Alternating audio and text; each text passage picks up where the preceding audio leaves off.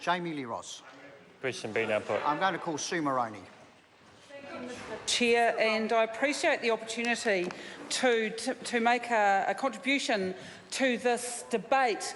Although this is the first time I've spoken in the House this year, and I would wish to have been speaking on something a lot more positive than this. I want to say Happy New Year to everyone to start off with. But now, I'm sorry, it's going to have to be completely negative, because what this part of this bill does is atrocious. And I want to explain, take a few minutes just to explain what this means for the people of Hamilton, because the timing of this could not be worse. At the moment, what's happening in Hamilton is that there's a flood of people coming out of Auckland because they can no longer afford housing in Auckland. The members opposite are nodding. They know that this is true. They are moving to try and get more affordable housing in Hamilton. So guess what's happening? The housing crisis in Auckland is being transferred from Auckland. It's marching on down over the Bombay Hills, and it's landing in my city, because the house prices are going up substantially as a result of that. The rents are following and going up substantially as a result of that.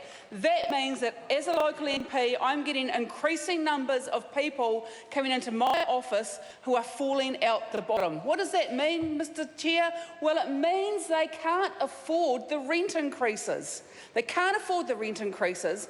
They're coming into my office and saying, I need help. I need a state house.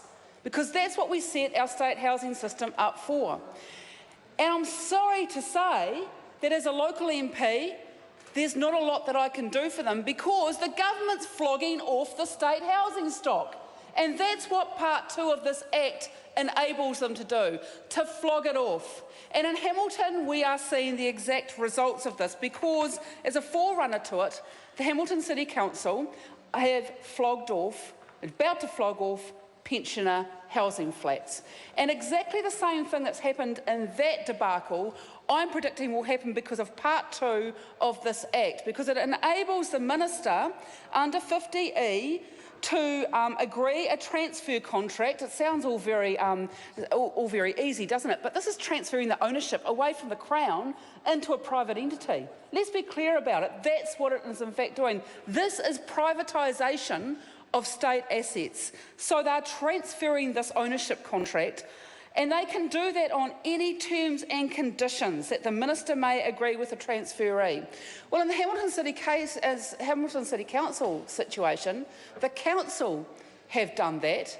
They have sold off a ratepayer-owned asset of pensioner housing flats at 25% below government valuation. Now, I can tell you, Mr. Chair, nothing in Hamilton is selling for government valuation, let alone 25% below. So the ratepayer's been ripped off, but here's the thing that really breaks my heart. The immediate effect on the people who are the tenants of those pensioner housing flats is that their rent has gone up by 18%. Their rent has gone up by 18%. And here's the reason for it. The new owners want to get rid of those pensioners out of those housing units as soon as they can, so they can put new tenants in. They want to do that because when they get the new tenants in, those new tenants under this Act or this bill that we're debating today will attract an income-related rent subsidy from the government. So that's exactly what's going to happen under Part 2, is that this land and the housing associated with it is going to be flogged off at below the value that the taxpayer should be getting in return for it. And the existing tenants are going to have pressure put on them to move out, because under this legislation, those existing tenants, Minister, and I'm going to ask you if I'm correct in this, because my understanding is that this is where the government's landed, the existing tenants will not attract the income-related rent subsidy. Is that correct? They won't, or it's not correct? I'm not allowed to answer. Oh, okay. Well, I'd like the Minister to answer that question, because that's critical to what's going to happen next.